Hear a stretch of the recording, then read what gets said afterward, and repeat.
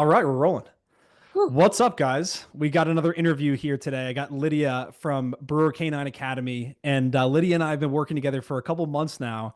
And she's kind enough to come on today and share her experience working with us at Top Dog Advertising. So, Lydia, like, why don't you just kind of kick it off? Like, tell everyone a little bit about you, who you are, and how you got started as a dog trainer. Who you are? That's a big question, Kevin. Yeah. Uh, so I am married. I live on a small hobby farm. I have three of my own dogs. Um, we just recently moved. I've been training for like the last 3 years, but I was ready to kind of dive into it full time and take the leap. And having done that just earlier in 2023, I quit my full time job in the end of January. Wow. Um, and yeah, and then deciding to like move in the middle of that and losing like a lot of my client base because we had been living in town and moving out to a rural area was a big change and I was struggling. Yeah, yeah, yeah. I remember all of this from our first conversation. It's all coming back to me now. Yeah, I was struggling a lot. I had a really solid like client base, but I was in that point where it's like you train a dog and then that dog doesn't usually come back, or at least you Yep. don't want to. So word of mouth was like my only form of recommendation, which is great, Yeah. but small town living and yeah, basically it was a struggle for a minute and I had to Yeah. make a decision on whether or not I wanted to continue doing it because I really did love it or find something stable so that we could, you know, make ends. Provide, yeah, and make ends meet, right? So that's interesting. So you were at a point where you literally were at a crossroad where you need to decide, am I going to get a job or am I going to continue to pursue the business? Yeah. Yeah, I don't know if I told Wow. you or not. But yeah, I had quit like my full-time job because I hated it. It was an office job. Yeah. Um What were you doing, just out of curiosity? I was a receptionist at a dental office. Oh, okay. Yeah. So I really enjoyed the customer service aspect, but I didn't really care for the practice I was working for. My boss. Understood. Don't worry. You can say whatever they want. I don't think we have any dentists in this group. No one's going to see this. If we do, it's okay. Dentistry was cool. I just Yeah.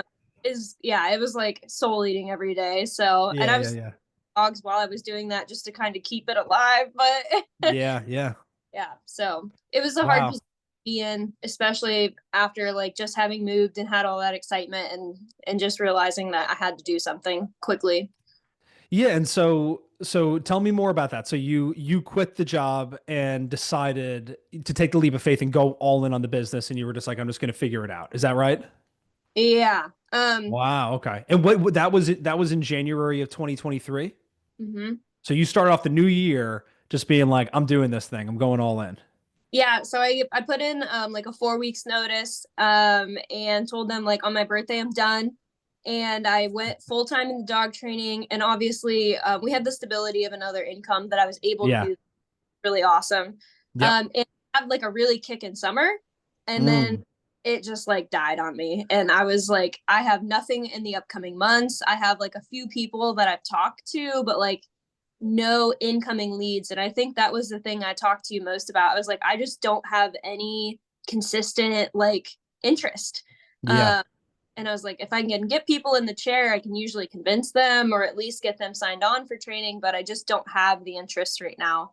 Yeah. Um, and the economy was kind of crap and I was Yeah. And it stuck. was also the group of people that we were trying to market, you were trying to market to at the time. Now we pull from a Mhm. different pool and stuff like that, a little bit further away, but probably Yeah. people that can afford the prices that because you've raised your prices as well, right? Yeah. Significantly. Yeah. Yeah, that's pretty amazing. Get more business and raise your prices at the same time. It's a pretty good combination. Yeah. It was definitely scary. But again, I was Yeah. like, I'm trusting that you know what you're doing and I'm just going to lean into it and let Yeah. guide me because I obviously didn't have the answers. So Yeah, yeah, yeah. Well, I remember the first conversation with you and thinking like she would be a perfect fit for like what we do and stuff like that. And I knew that if you just got the opportunity, got more leads from the right area, got your prices in line, that you were gonna like kill it. And like, so we're gonna get more into that and how that's like manifesting for you right now. But do me a favor and tell everyone a little bit more about just your experience of like what things were like leading up to taking the leap of faith and starting to work with us, as far as like relying on word of mouth referrals and kind of like the feast and famine nature of that.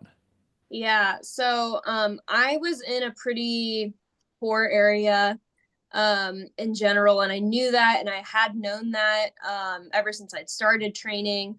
But I had a really strong like client base. Hmm. Um kind of like dug in the pits and was basically giving away training just to try and get my name out there. It Yeah. was not a very competitive area, so I kind of had that working for me, I guess. Yeah. It was really hard to get people to see the value in training. Yep. But when they started working with me, it was always really great. So, like, I Yeah. was going out in public and working. I had, like all the groomers in the vets area, like numbers from the area, like just passing out information constantly. And it just felt like I was never getting anything but like a trickle back. So I tried like my hand on Facebook ads, and we talked about that when we started working together. And Yeah. just targeting like the right group. And then Yeah. onto that, I was like lowering my prices just to try to get people in, Yeah. which was rough. So it was Yeah. just inconsistent. And like I said, I had a really great base, and the people they recommended or referred me to were wonderful, but it Yeah. just wasn't enough to do it forever. So yeah, that was Yeah. And just hard. for context for everybody listening, this is when you were really pulling from like more of like a rural area of Ohio, right? Yeah. Yeah. Yeah. And just so everyone knows, like, we started pulling more so from because you're on the eastern part of Ohio, so you were able to tap into like people coming from the western side of like Pittsburgh and stuff like that. And the reason I'm bringing this up is because I think a lot of times people think like, oh, I'm in this small town and there's just not a lot of dogs here. It's not a heavily densely populated area, and I'm kind of stuck with this. But you're a perfect testament to it's not about where you live, it's about where you can get to. And so we'll talk more about that and how we've had to refine that. And sometimes I know the leads have come from like east side of Pittsburgh. Okay, it's a little too far, but Yeah. still, like it's pretty cool how you've been able to reach a little bit further out and pull from like a higher end clientele and people who can afford you and and be able to grow your business that way.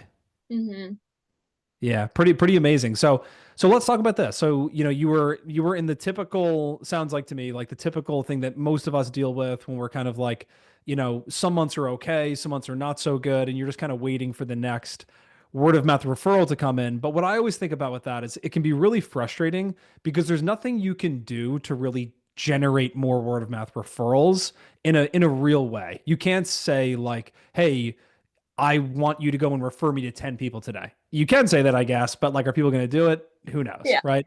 With paid advertising, it's a very different thing. You know that you put $1 in and you should be able to get $8 back, $10 back. And I think that that's like really what we're seeing here with you, which is like, even within the first like 30, 60 days, you were able to get a really good return on your investment. So, do you mind talking a little bit about that and maybe just getting to some numbers for people as far as like when you started running the ads, what you first started seeing, how long it took you to kind of start like getting some clients booked and all that good stuff?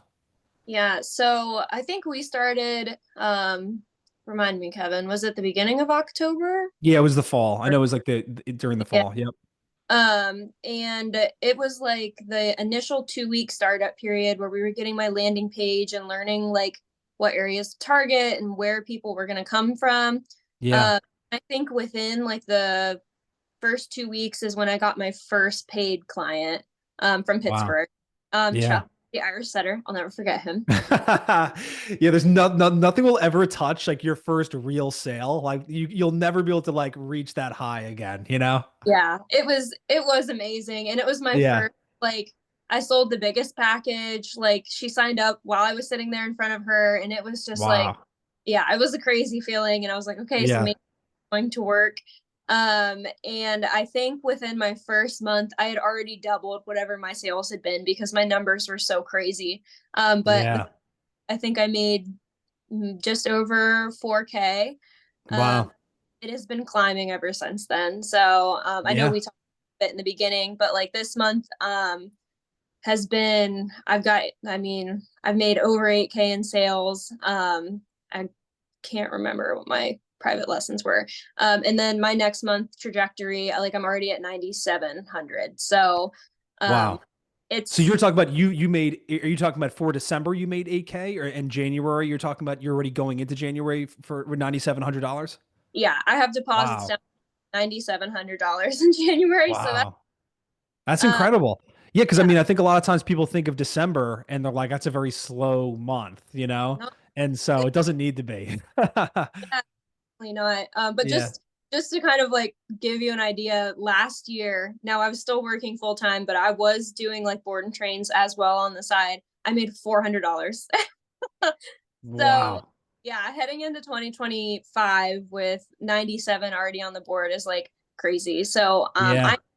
I think in 3 years, I started dog training in 2021. So like my first 2 years of training, I think I averaged like 15K a year. Um, Yeah. Wow. And I mean, I think all of 2024, I think you're going to blow a six-figure business like out of the water. I hope so. That Yeah. would be so Yeah. yeah, these last couple of months, I'm pretty sure I'm averaging like 8K from when we started a month. Wow. So it's been really amazing and I've never been busier. So Yeah. Congrats. That's fantastic. I mean, that's stuff that like people spend their entire career like dreaming of being able to do is have a six-figure business, make 8 to 10 grand a month. I mean, it's crazy how quickly that can happen if you just do a couple of things really well, you know? And we'll yeah, get into that a little bit and like what all that looks like. So tell everyone a little bit more about that. So being that you're a little bit further away from Pittsburgh, you've had to, I know you've worked with Angel on this a little bit, like virtual consultations. Sometimes you do in person. Talk about that a little bit and like, how that's been going for you. sure. So when we first started, I always required in-person consultations, and that's something you recommended that I keep doing. Yeah. But realized pretty quickly, pretty much after Chuck's owner, Rosetta, Hmm. who will probably watch this at some point, um, I realized that driving and trying to get schedules to work, because initially our thought process was we can drive down to Pittsburgh like once or twice a week, hit like 6 homes, and Yep. then that's your Pittsburgh driving. Yep. It became very apparent quickly that people's schedules just weren't going to allow for that. Yeah. Um, at least in a way that I was going to be able to sustain. So I think I did 2 in-person consults and then started offering virtual. So I either use FaceTime or Zoom, just depends on, what they have. Hmm. It's been awesome. Um, Yeah. Never would have imagined that that would have been a way to make sales. But I was like, well, if Kevin could do it and sell me on his product, I can do it. If that guy can do it, I can do it. No, seriously, that's what I was thinking Yeah. though. And if I I love that, honestly. yeah, like if Kevin could convince me over a couple of phone calls and a FaceTime to trust in him and his business, certainly I could offer the same thing. So Yeah. both of the dogs that are training with me right now were virtual onlines that transferred within like a month. It Yeah. does seem to require a little more follow up. Hmm. So that's something I've kind of adjusted to. But I'm usually pretty personable anyway, so 100%. I always Yeah. like to check in and see how people are doing. But that's improved my quality of life drastically because now I Yeah. drive like once or twice a month, Yeah. depending on what my programs look like. And then I can still, get people in a way more timely manner, and I'm not away from my training dogs because I don't like that. No, totally. You got to be smart with your time. And I think that this is something that a lot of people are hesitant to do because they start thinking all the typical things that everyone thinks, like, how would I do that? How do I use the technology to do it? Where would I do it in my living room? Am I supposed to like have a dog with me? And so it's just not the norm for the dog training world, but I love that that's where your mindset went, where you're like, this worked for me. Somebody was able Yeah. to sell me this way. Like, why don't I try it? And what I always recommend to everybody who does it is it's going to feel probably awkward the first couple times you do it, but then you figure out how to do it really well. And maybe if you're using Zoom, you can share your screen or you can like have them point the camera at their dog. And like there's just different things you can do. So do me a favor. Do you mind walking everybody through how you typically do a Zoom consult or a FaceTime consultation? Like what are the things you're looking to do? Like, do you have a script that you use? Like, how do you typically structure it? So yeah, I have like a questionnaire, I guess, that I keep in front of me that I want like main points that I want to make sure I hit. What are their Yeah. struggles? What's life like with the dog? What are their goals? What are their short and long term goals? Um, Yep. Honestly, I found with my virtual consults, they're actually a lot more just like a natural flow of talking, which seems crazy. Interesting.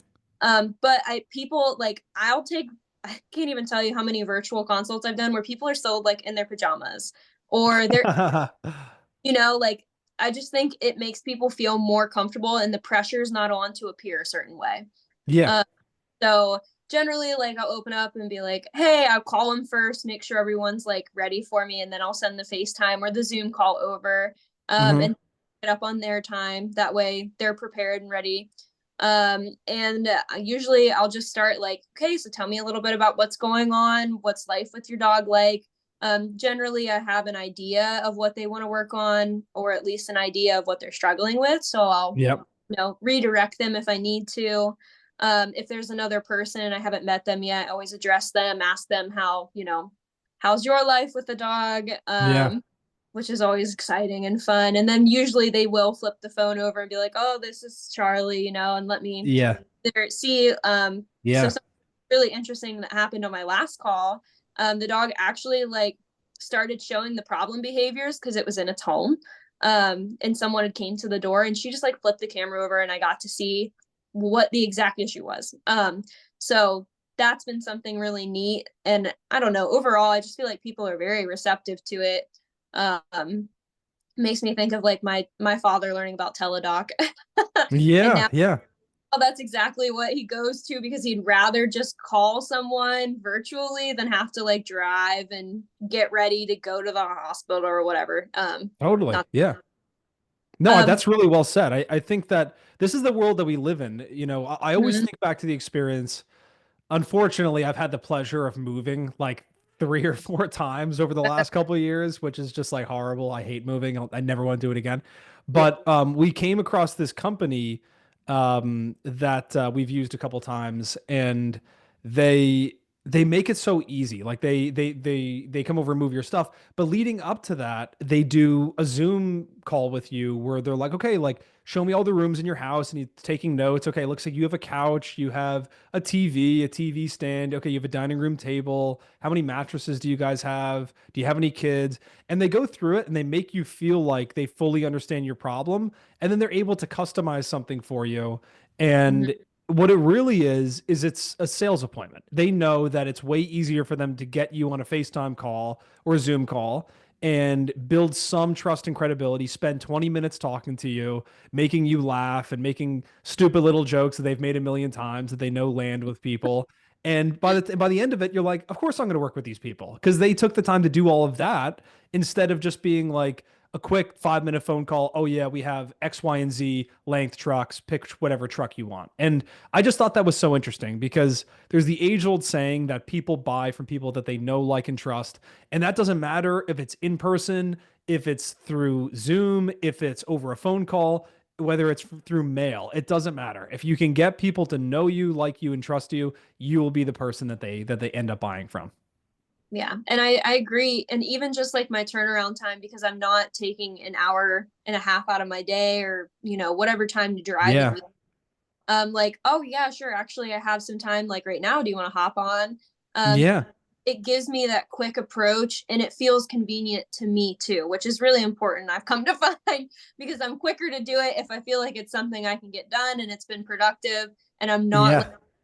trying to rush around or get something done or feeling like I'm wasting my time because I'm in my car for an hour. So Totally.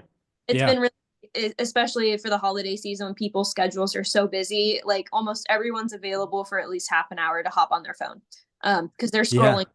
So And people like you can have the husband and the wife join in from different locations too, because like that can be an objection for people. Like, oh, my husband, works in the evening or something like that. And I've had people that join in on like a sales call with me, and the husband's at in his car at work, and his wife is at home, and so or vice versa. And I just think that there's pros and cons to everything. I think that if you can get face to face with people, especially in the beginning to make your first couple sales, that's a really good thing. You're booking it's December, mid-December now. You're booking out until March, and so you have the luxury of doing all this stuff, you know? yeah, But I think that something that's really cool about you is you're like a pioneer. I've offered this and we've suggested this to other dog trainers before, and people are like, "Yeah, I can see how that could be a good idea," but they don't go and do it. And you just dove in head first, and you're really reaping the rewards of it. So that's awesome. Yeah, well, it's been amazing, and I definitely agree with what you said. Like the first couple were definitely kind of choppy and awkward, but in-person consults were the same way for me. So I was just like, if I can get through this, Yeah. It's always awkward, you know what I mean? Like in the beginning, yeah, like, you're meeting somebody you don't know and they may have their guard up, but it's just like anything. It's like dog training. The more repetitions you put in, the better you're going to get, you know? absolutely. So just one final point on that. So how long do your Zoom consultations typically last? Is it like a 15-minute thing? Do you go a little bit longer? Is it like a half hour, 45 minutes? What does that look like? Yeah, anywhere from half an hour to an hour is usually what I block off Awesome. for. I really like to spend time with people. Um, Yeah. and I let people talk because if they're talking to me, it means they like me. Yeah. It's So true. Yeah. So I always set aside a little extra time for those kind of things, especially if I know like, oh, they're an older couple or it's a single person or they sent me a whole paragraph already on what their dog's doing. So I try to just kind of keep in mind like what they've already shown me. That way I can plan for that. Yeah. But yeah, there I don't really do any short calls or conversations unless it's like, oh, Alfred's ringing and I'm picking it up real quick. Yeah. Um, Generally like I will text people and be like, hey, thanks for giving me that info, let's go ahead and get something set up. Because for me personally, I don't like to make a bunch of calls. Like Yeah. I And that's what people always want anyways on the first call. They're like, oh, so give me your prices and blah blah blah blah blah. Hmm. So I try to just take it from text messages to all of the call. Like this is all the information you're gonna want anyway. So let's just set aside the time and do it. And that way I can get their attention the first time and I don't have to Cool. worry about like them feeling dissatisfied or worrying about someone else getting there before I do. Right. So you take it directly from the lead coming in to setting up the virtual consultation. Yeah. And that's Yeah. been, That's a good idea. Yeah. Yeah, and that's a really good way to handle it too. When people start asking you questions like how much is it going to cost, you just kind of just say to them, "Hey, listen, this is exactly why we do this, so we can get everything answered all at once." yep, exactly. And Yeah. I always tell them like, hey, I don't know anything about you or your dog yet. Like all of our training is personalized. So let me set you up with a time to talk and we'll go over everything and I'll give you all Yeah. the information. I Um, love it because you were like the perfect like student. Like you like this is all the stuff that we teach and you just went like all in, and it's just cool to see that like it just works so well when you just like really just follow a process and just kind of trust in everything, you know? yeah, absolutely. It's worked for me. So you've got my sponsorship any day. I appreciate that. And I just want to touch on like the reason I ask you about like the length of your consultations. Like I notice for myself that if I do a Zoom call with somebody and that lasts less than 45 minutes, it just doesn't feel like my closing percentage is nearly as high as if somebody sticks on that call for 45 minutes to an hour. And I think that that 15 minutes right there tells me everything I need to know just about how the conversation's going. Is it like pulling teeth having a conversation? Like I ask them questions and they're giving me one word answers? Or am I having conversation with them and they're really giving me feedback and they're giving me more things that I can go off of and they're really engaging with you. And those are the types of people that when you can really get them to engage with you, again, then they start to feel like they know, like, and trust you. And those are the people that just close at such a higher rate because they're actually interested. You know, they're not just like, what does it cost? Okay, see you later. Yeah, absolutely. Yeah. And to kind of circle back with like the whole FaceTime thing, I think something people really love, like you said, I'm walking them around my house, I'm showing them exactly what's going on. I get the same thing from my clients. Like they're Yeah. walking room to room. And that's why I put aside the time too, because I prefer to go ahead and get all the information out and it feels good to them. They like to talk about their dogs and their problems and what their husband's doing wrong with the dog and blah blah. Yeah, let's pile on the husband. You know what I mean? Like that's always a winning strategy. But really, it gives them the opportunity and the time. Like they don't feel Yeah, like rush because I'm sitting in their living room going, "Oh, I'm looking at my watch. I have somewhere else to be." totally. Um, Yeah. I think it just really takes the pressure off of people, and they can just be themselves, and they don't feel confined by my presence, like being there. And I don't know, I just feel like people are way more open, and I've been doing in-person consults for the last 2 years. So I don't, it's been a huge change for me. But I Yeah. won't go back. That's so cool. I love that you're doing this. Yeah. Awesome. Well, so let's talk a little bit about this. So, you've gotten to the point where I mentioned before where you're now booking out till March and, you're getting all these consults booked and making sales and stuff like that. And so you told me before this call started, you are considering like making your first hire. So like tell everyone about that and like what was the point in which you reached where you were like, okay, this is getting a little bit silly. I think I need to bring somebody in to help out here. Yeah, absolutely. So, when I first talked to you, I remember saying like, I don't want to hire people. I don't want to franchise. I remember that. Yeah. I just want it to be me training dogs. I don't like having people under me. But Yeah. I think this month it really hit me when I was like, I'm scheduling consults out for January just because the holidays are coming up and I have training dogs, and like I just can't handle the workload anymore. um, Yeah. because I am trainer and customer service and trying to take in all these leads. Like I'm really just at the point where I feel like my clients or my potential clients are suffering because I just don't have the time. Yeah. Um, and I'm trying to make sure like I'm not burning myself out, while also making sure like I'm getting back to people in a timely manner, and communicating with my current clients when I have their dogs or whenever they have questions. So really, I'm just at the point where I have realized that it's not feasible for me to continue doing what I'm doing, Yeah. and want to lose sales because of it. Yeah. 100%.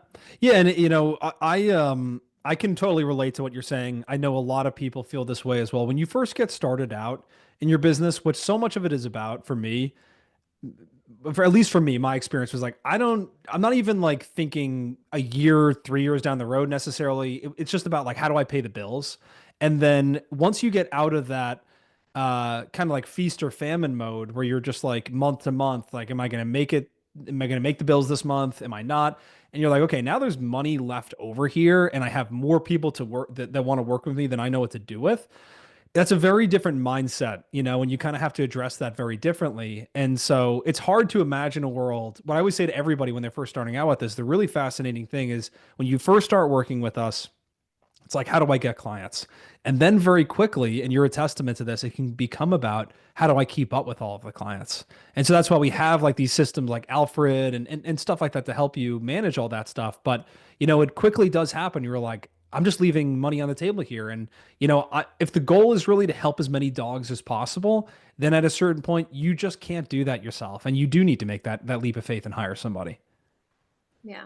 So I know we're right at the point where I know that I need help, but I'm too stubborn to ask for Well, it. we'll talk more about that. We're not going to turn this into a coaching call. I'll Okay, spare all right. everybody else. But, like what you and I will book a call and we'll talk about that. But I think it's a good problem to have, nevertheless, like you want to see your business growing, and the fact that you have all these people that want to work with you, that's just like a really good sign and, health for your business. So Yeah. let's talk about this. Right now you're sitting at about 10K a month. Where do you see yourself going in the next like year? What would you really like to see out of the business? Well, like I said, we're at that point where I'm gonna need a second person to up my numbers really because I'm kind of stuck just at where I am and what I'm capable of. So Yeah. when I first started talking with you, I was like 10K a month would be my goal. Like that would be Yeah. perfect enough to help us start paying off the house, have a steady income.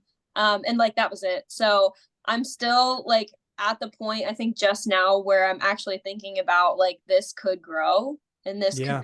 be much bigger. So I'm still in that mindset, Kevin. I'm still like I'm making 10K a month. I just want to keep it for the next year. But I'm definitely now starting to step into the whole like how are we going to grow? How are things going to change? What things need to change? We've talked about like adding an exterior building so that I can have space for more dogs and like a dedicated training space. Wow. Um, so there's a lot of things that are just kind of like up in the air right now as we're trying to figure out the logistics. Um, Yeah. or like everything is going to continue steady as it Yeah, is. it will. It will. I know. Because that's the thing. You're like start looking around and like, wait a second. is this going to keep going? You know, like that was like my thing at the beginning. It's like once you find something you're good at and it's working, and it's just so night and day from what it was like before. You know, you can start thinking about like, you're waiting for the other shoe to drop or something like that. But what I think about is like you have proof. You have proof that this works, and now you have like a reliable system to like get new people in, and you know how to nurture leads and you know how to close them. You understand like how to run this business now. And without getting too introspective, I think the really cool thing about that is that is a skill set. Like you now have a skill set that will allow you to make money and regardless of what you want to do. Like you understand how to take a lead from cold to sold. And once you really crack that code in your business, like you could probably start a window cleaning company tomorrow if you wanted to and be successful because you understand how to like nurture and close leads. You understand a sales process. Mhm. But something I really want to touch on real quick is how you guys are considering like building a maybe additional building on your property and stuff like that. That's a dream for a lot of people, and I know that probably was for you guys as well. I mean, how Yeah. does it feel to see that potentially like come to fruition? Oh, it's just it's truly unbelievable. I just feel like ever since we moved in here and then we started working with you, it's just Yeah. like everything has been moving so quickly. Like I said, I'm just so busy. I don't even know what to do with myself half because I'm Yeah. like, oh my gosh, I need to answer the phone or I got to get back to this person or this client. So Yeah. it feels really safe. And I think that's something that we've just felt in our whole household now. Yeah. Just having the secondary almost primary income at this point. Yeah. I'm trying to outnumber him every month. So we got this little competition going on in the house right now. Yeah. But That's a good just competition to have. Yeah. just stability and know that there's like there are numbers that we can count on and that we can start planning for that future is crazy. Yeah. And like my clients are super excited for me because they do become close and they do like ask, oh, how's business? How are things going? So knowing that I have a lot of support in my corner and have the stability to be able to do it is That's nothing that I amazing. would have expected so quickly. Yeah. Yeah, so cool. And I think the main takeaway from this is that it's crazy how much can change in just a few short months. I'll never forget like a client who's still working with us, our client Lucas, great guy. I've done a couple interviews with him. Like if you guys haven't seen any of those, go check those out as well. But I'll never forget when we first started working together, him saying to me like, "Yeah, I mean, I'd really like to, if I could hit 150K this year, I'd be happy, right? And if I could like get like a vehicle to like move like a Sprinter van to move the dogs around in, and Mhm. eventually I'd like to be able to get a facility and."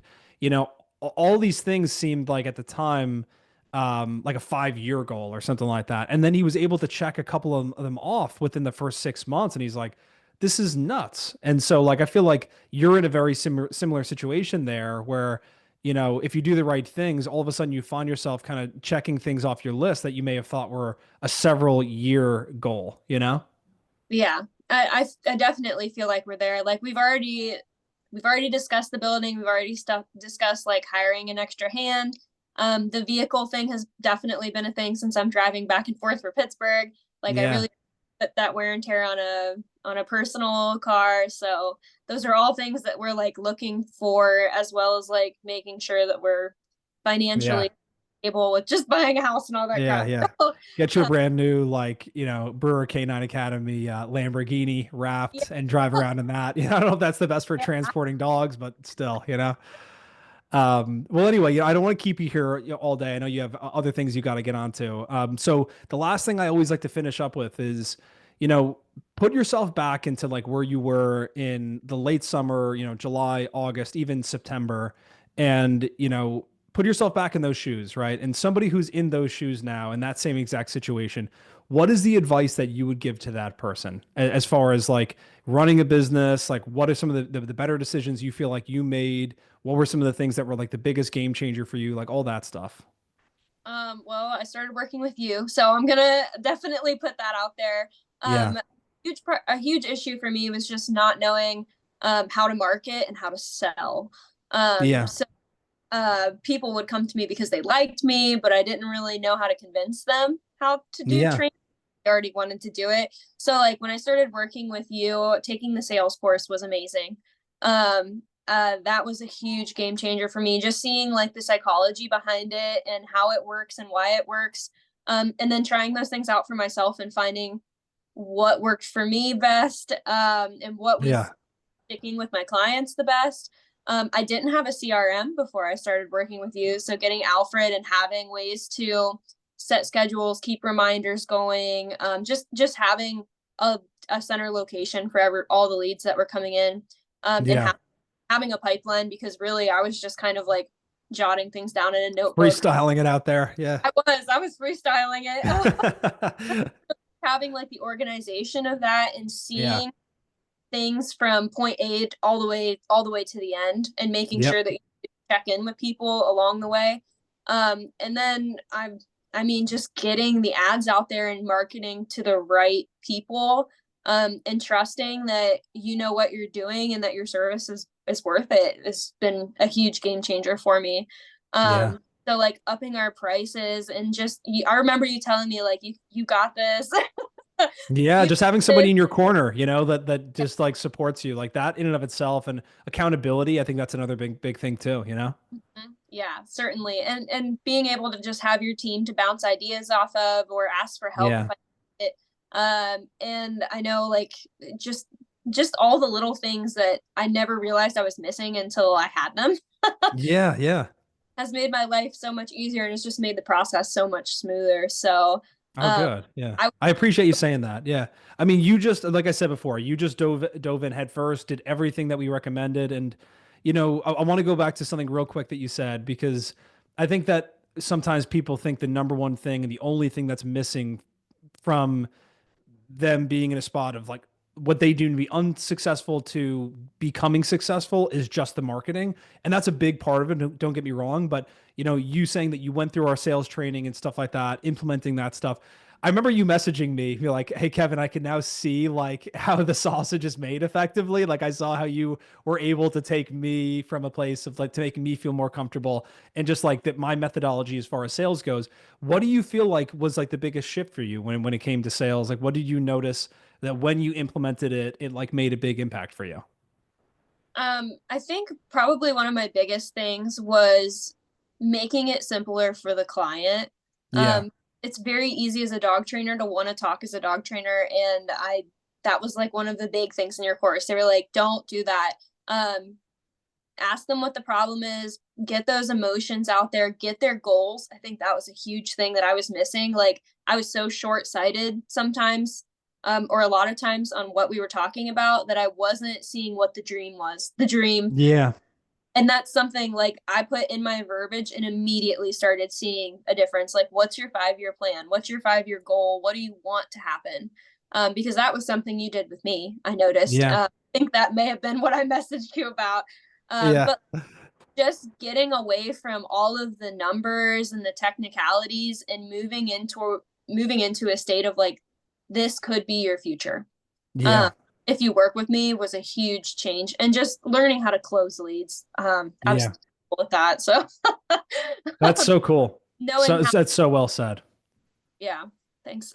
Yeah. I mean, and I kind of say this tongue in cheek, but it's the truth, I think. When you're selling to people, and you're a dog trainer, it's very easy to talk like a dog trainer, and what you should really try and do is talk like a kindergartner, and like if you ever find yourself using really,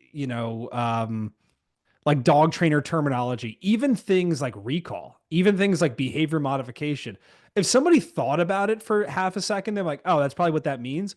But when you're just using it in the context of a conversation that's just flowing and you start saying things and people feel like they don't understand you, they're not going to be able to connect with you. And so like if you replace recall with your dog's going to come when you call their name, you know, or, you're talking about like behavior modification, like we're going to get your dog to stop growling at other dogs when you go on walks, or stop your dog from getting into fights with like the neighbor's dog or something like that. It's just so much better. And you can connect with people on such a deeper level and make them feel like you understand them. And to take it a step further, using the language that they use, right? So if they keep saying like, I want them to listen and come when I call their name, and you just keep saying recall, that's like a missed opportunity. Use the language that they use. That's like mirroring in a really powerful tactic. Yeah, absolutely. I totally agree. I just think tapping more into the people's emotions in their situations. It was always something that I did. I just Yeah. don't think really as well once I understood exactly how it went into sales. So it was a big change for me, and I still slip up every now and then. I have to shut myself up and be like, "Don't talk about that. That's dumb Me too. stuff." Yeah. Yeah. Yeah. No, it's like me being on a sales call with somebody. I'm sorry. Go ahead. What were you going to say? Oh, go ahead. I was just gonna say it's like sometimes I'll be on a sales call and I'll start talking about like in an ad account, like click through rate or impression share, and I'm like, dude, shut up. They have no idea what any of this means. Just show Yep, them how you can like help them grow their business. yep. Yeah. And I'm sure every professional falls into that every now. Yeah, absolutely. Yeah. It's easy because you start talking to other people and other dog trainers or people in your world about this, and you just have these conversations where you use this language and it's just understood, but most Mhm. people don't know it at all? Yeah, yep. Yeah. So that's a really big change for me, and just the way I was presenting information and programs and how to convert that has been. It's all different, honestly. Yeah. Like it's So cool. I mean, it's just working. Whatever you're doing, it's working extremely well? yeah, So listen, absolutely. we'll wrap it up here, but I just want to say thank you sincerely. Like this was super helpful for me, and I hope you guys, anyone who's listening to this, like get some value out of it. If you guys have any like questions, comments, or anything like that, drop them below the video. I can do my best to answer them, Lydia. I'm sure you'd be happy to like hop in and answer a question for somebody. And with that being said, like, do you have anything else that you want to add to this? Anything you want to plug before we wrap up for the day?